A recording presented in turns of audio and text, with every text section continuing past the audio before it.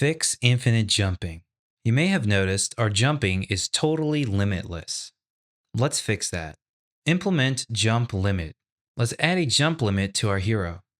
We'll use a basic raycast solution to address double jumping. In short, raycasting draws an invisible line between 2 points and checks for a collision. We'll use it to check whether the player is on the ground or not. I used to think raycasting was scary, but it's not. Trust me. In your IDE, add new fields to the move script. We'll add serialized field int max jumps with a default value of 2. Then we'll create a header called ground check.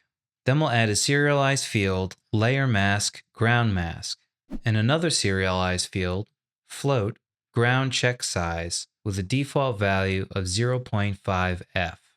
Add a new jump count field to the class to track the number of jumps the hero has made. Int underscore jump count equals 0. Add a computed property called isGrounded to check if the player is standing on the ground or not. This will allow us to reset the jump count. Replace the jump code in our update function with the following. Here we add a ground check and a max jump check. If we are on the ground, jump. Or if we're not on the ground, if we have any jumps left, jump. Setting the angular velocity and linear velocity y helps make the jump height more consistent. Anytime we jump, increase the jump count. Finally, add an OnDrawGizmos function to help visualize the raycast in the scene panel.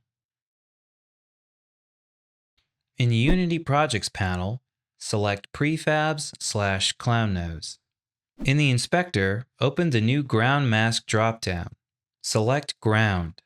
This will configure the raycast to detect the ground layer in the game. You can also customize the maximum number of jumps allowed.